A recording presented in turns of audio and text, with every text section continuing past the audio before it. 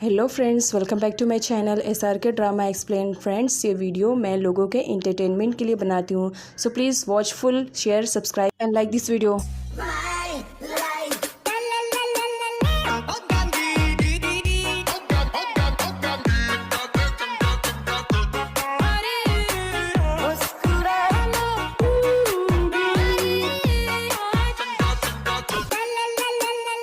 Previous part में हमने देखा था कि बूट सो रही होती है, अचानक से उसकी आंखें खुलती है तो सामने नन को देख करके एकदम से शॉक्ड वो फ़ौरन उसे दूर भागने लगती है, जिस पर नन कहता है, तुम्हें क्या लगा था तुम इतने दिनों से सच्चाई छुपाने की कोशिश करोगी और मुझे पता नहीं चलेगा। और ये कहते हुए उसके साथ एक बार फिर से बदतमीजी करना स्टार्ट करता है।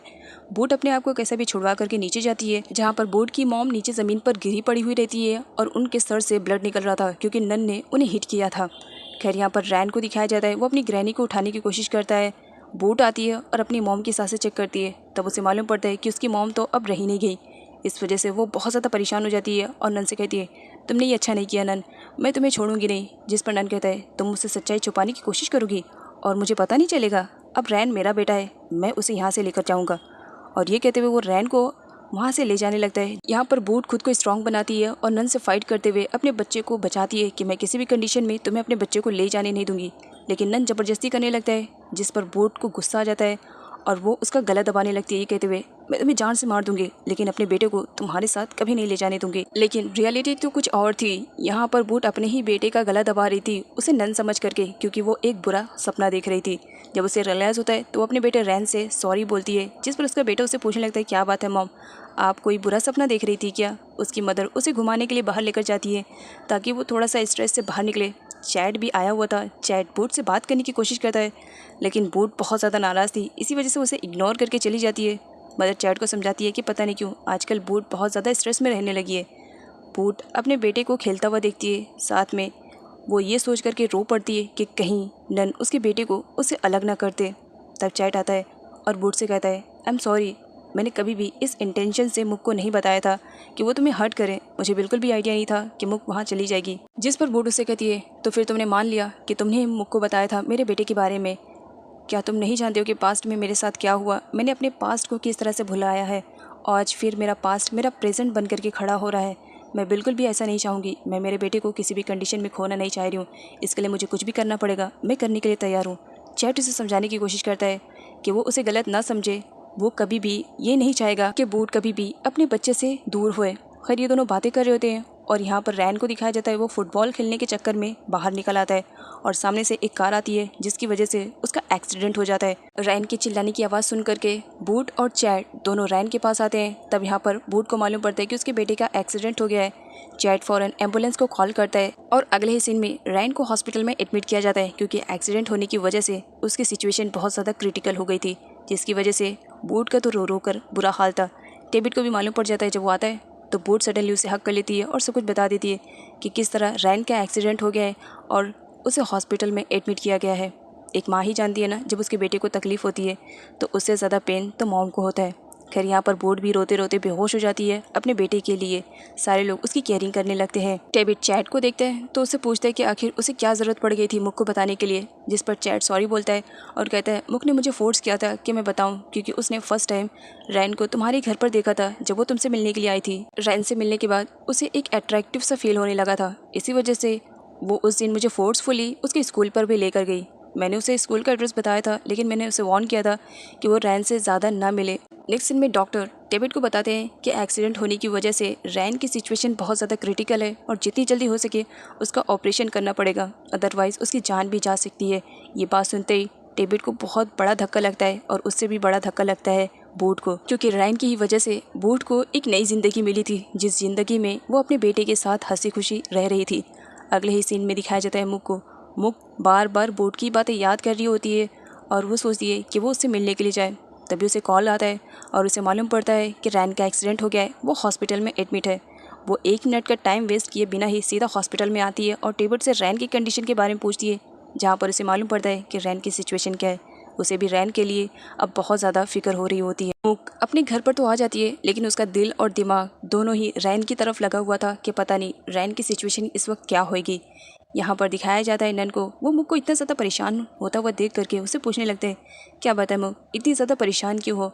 मुख उसे नहीं बताती है कि वो क्यों परेशान है, क्योंकि बूट को वो ऑलरेडी बहुत ज़्यादा हर्ट कर चुकी थी, ऐसा उसका मानना था। इसी वजह से वो और नहीं चाहती थी कि बूट की लाइफ में कोई सीन क्रिएट होए, और स्पेशली नन की वजह से। यहाँ पर नन को दिखाया जाता है वो इस मौके का फ़ायदा उठाते हुए एक बार फिर से मुख के साथ बदतमीज़ी करना स्टार्ट करता है। वो उसके साथ फ्लर्टिंग कर रहा होता है, लेकिन मुख उस वक्त कुछ भी रिएक्ट नहीं करती है, बस उसे दूर हो जाने के लिए कह रही होती है। जिस पर नन कहता है, कब तक मुझसे भागने की कोशिश करोगी, एक दिन देखना ऐसा आएगा जब तुम खुद मेरे पास आओगी, और मैं उस दिन का बेसब्री से इंतज़ार कर रहा हूँ। आई होप तुम मेरी फीलिंग्स को जल्दी से समझ पाओ। बूट होश में आती है तब उसे मालूम पड़ता है कि रैन की कंडीशन बहुत ही ज़्यादा ख़राब है और उसका ऑपरेशन किया जाने वाला है। ये बात सुनते ही बूट अपने आपे में नहीं रहती है, वो बस अपने बेटे से किसी भी तरह मिलना चाह रही थी, लेकिन उसका बेटा तो ऑपरेशन थिएटर में था। इसी वजह से डेविड उसे जाने से मना कर रहा होता है कि तुम्हारी तबीयत अभी बहुत ज़्यादा ख़राब है, और तुम रैन को इस सिचुएशन में देखोगी तो तुम्हारी तबीयत और भी ज़्यादा ख़राब हो जाएगी, तो बेटर रहेगा तुम अभी यहाँ पर रेस्ट करो, बाकी मॉम और मैं हूँ वहाँ पर रैन के लिए। बूट नहीं मानती है, जिसकी वजह से डेविड को गुस्से में अब बूट को समझाना पड़ रहा था कि वो यहाँ पर रेस्ट करे, क्योंकि उसकी भी कंडीशन बहुत ही ज़्यादा ख़राब है। खैर यहाँ पर बूट थोड़ा सा रिलैक्स होती है, और उसके बाद वो अपने भाई से प्रॉमिस लेती है कि वो रैन का अच्छे से ख्याल रखेगा। जिस पर डेविड उसे हक कर लेता है और कहता है कि तुम फिक्र मत करो, मैं रैन को कुछ भी होने नहीं दूंगा। वो हॉस्पिटल में रैन से मिलने के लिए आई थी, पीछे से नन भी उसे ड्रॉप करने के बहाने से आया हुआ था, क्योंकि वो जानना चाहता था कि मुख जा कहाँ पर रही है। इधर बूट सो रही होती है तब वहाँ पर रैन आता है और मॉम मॉम कह करके बूट को जगाता है। जब बूट की आंखें खुलती है तो यहाँ पर रैन उसे कहता है, मॉम मैं लास्ट गुड बाय बोलने के लिए आपको आया हूँ, हो सकता है आज के बाद मैं आपसे ना मिलूँ, और ये कहकर वो वहाँ से भागने लगता है। जिस पर बूट बहुत बुरी तरीके से डर जाती है कि मेरा बेटा मुझे छोड़कर जाने वाला है। वो उसे हर जगह पागलों की तरह ढूंढने लगती है, लेकिन एक्चुअल में दिखाया जाता है यहाँ पर रैन का तो ऑपरेशन चालू था और वो बूट की इमेजिनेशन रहती है। अब वो हर जगह पागलों की तरह अपने बेटे रैन को ढूंढने लगती है। ढूंढते ढूंढते वो पब्लिक प्लेस में भी चली जाती है, जहाँ पर वो टकरा जाती है नन से। नन को अपने सामने देख करके वो एकदम आउट ऑफ कंट्रोल हो जाती है और उसे मारने लगती है। तुम मेरे बेटे को मुझसे दूर करोगे, मैं कभी भी ये नहीं होने दूंगी, तुम्हें मैं मार डालूंगी। लेकिन बेचारी खुद ही बेहोश हो जाती है, क्योंकि वो बहुत ज़्यादा वीक जो रहती है। इधर सारे लोग वेट कर रहे होते हैं और प्रे कर रहे होते हैं कि रैन का ऑपरेशन सक्सेसफुल हो जाए। कुछ टाइम के बाद डॉक्टर बाहर आते हैं और बताते हैं कि रैन का ऑपरेशन सक्सेसफुल हो गया है, और कुछ टाइम के बाद रैन को होश भी आ जाएगा। सारे लोग के फेस पे जहाँ पर खुशी आ जाती है तो वहीं नन के होश उड़े हुए थे। उसे कुछ भी समझ में नहीं आ रहा था कि आखिर ये सब हो क्या रहा है। अगले ही सीन में वार्ड को दिखाया जाता है, जो सेक्रेटरी से कहता है, आजकल डेविड का कुछ भी अता पता चल नहीं रहा है, तुम मुझे कुछ भी इन्फॉर्मेशन उसकी प्रोवाइड नहीं कर रहे हो। जितनी जल्दी हो सके उसकी एक एक इन्फॉर्मेशन मुझे प्रोवाइड करो। इस वक्त वो कहाँ है, किससे बात कर रहा है, किससे मिल रहा है, मुझे सारी डिटेल्स चाहिए। जिसकी वजह से सेक्रेटरी उसके पास कॉल करता है और उसे अर्जेंट में वार्ड से मिलने के लिए बुलाता है। डेविड जाने से पहले एक बार बूट से मिलने के लिए आया हुआ रहता है। वो उसके बालों को प्यार से सहला रहा था, लेकिन अभी भी बूट को होश नहीं आया था। डेविड वहाँ से चला जाता है और अगले सीन में दिखाया जाता है मुख को, जो बूट की मदर से सॉरी कहती है कि मेरा इंटेंशन कभी भी ये नहीं था कि मैं बूट को हर्ट करूँ, मुझे तो कुछ भी आइडिया नहीं था। मैंने फर्स्ट टाइम जब रैन को देखा था मुझे बड़ा ही अच्छा लगा, इसी वजह से मैं रैन से मिलने के लिए चोरी छुपे जाती थी। इतना मुझे मालूम था कि अगर आप लोगों को मालूम पड़ेगा तो आप लोग मुझे रैन से मिलने नहीं दोगे, शायद इसी वजह से मुझे चोरी छुपे मिलना पड़ा। प्लीज़ मुझे माफ़ कर दीजिएगा आंटी। जिस पर बूट की मदर उसे हक कर लेती है, और ऐसा करते हुए पीछे से डेविड भी देख लेता है, क्योंकि उसे किसी काम से वापस आना था। खैर वो जाने से पहले मुख से कहता है, क्या मैं तुम्हें घर पर ड्रॉप कर दूं अगर तुम चाहो। जिस पर मुख कहती है कि उसे घर नहीं जाना है, उसे किसी काम से जाना है तो वो खुद चली जाएगी, उसे फिक्र करने की ज़रूरत नहीं है। अगले ही सीन में नन के तो होश उड़ हुए थे, उसे कुछ भी समझ में नहीं आ रहा था। बस जब से उसने बूट को वापस देखा था तो बस बूट का ही ख्याल आ रहा था। उसे बार बार याद आ रहा था कि उसने बूट के साथ गलत किया, कहीं बूट उसके खिलाफ पुलिस स्टेशन में कंप्लेन ना कर दे। अगर ऐसा हुआ तो एक बार वो फिर से फंस जाएगा बड़ी मुश्किल से, तो वो मर्डर केस से बाहर निकला है, और अगर बूट ने उसकी कंप्लेंट की तो इस बार वो लंबा फंसेगा, और इस बार कोई भी उसे जेल से रिहा भी नहीं करवा पाएगा। वो यही सारी बातें सोच करके रोने लगता है। जिस पर उसकी मोम उसे समझाने की कोशिश करती है, तुम बड़े हो गए हो, कोई छोटे बच्चे नहीं हो, हमेशा जब देखो जब एकदम छोटे बच्चों की तरह रोते हो। बड़े हो गए हो, बड़ों की तरह सोचो, और ज़रूरी नहीं है कि हमेशा तुम्हारी मॉम ही तुम्हारी हेल्प करे, सिचुएशन से तुम भी बाहर निकलने के बारे में अब सोचो।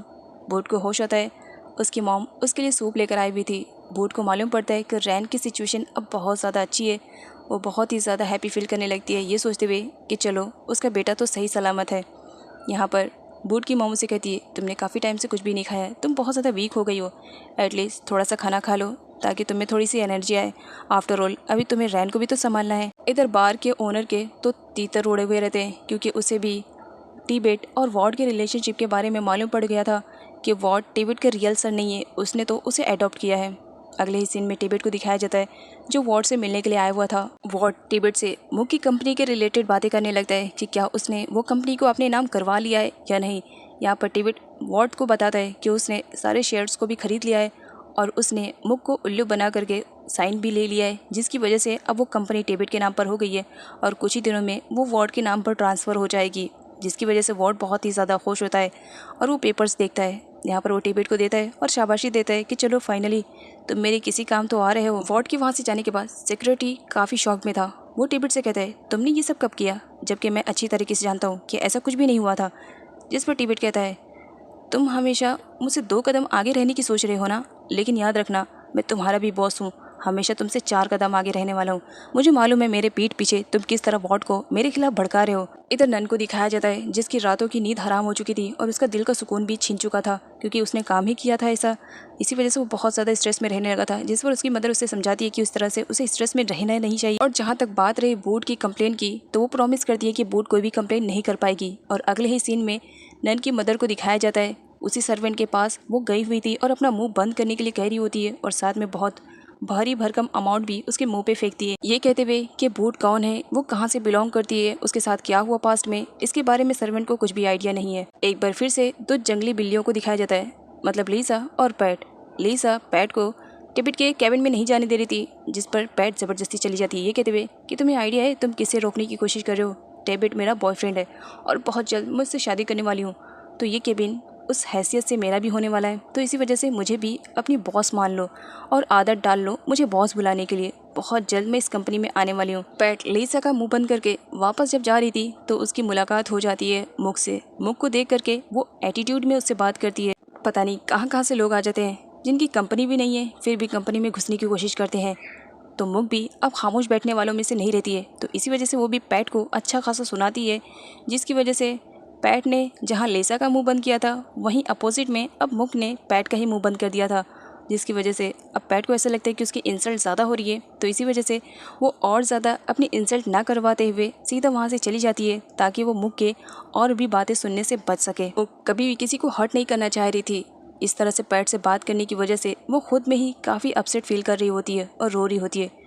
डेविड भी उसकी सारी बातें सुन चुका था, इसी वजह से वो उसके पास आता है और मुख से कहता है इतनी छोटी छोटी बातों पर अगर तुमने रोना स्टार्ट कर दिया तो लाइफ में ऐसे बहुत सारे लोग हैं जिनसे पाला तुम्हारा पड़ने वाला है, तो इसका मतलब क्या तुम हमेशा ज़िंदगी भर रोती रहोगी। जिस पर मुख भी डेविड को ही ब्लेम करती है, तुम्हारी वजह से सब कुछ ये हो रहा है। डेविड उसे अपनी हैंकी देते हुए कहता है ये मैं सिर्फ इंसानियत की वजह से कर रहा हूँ, वैसे इसे मेरी हमदर्दी मत समझना और ना ही ये समझना कि मैं तुम्हारी हेल्प करना चाह रहा हूँ।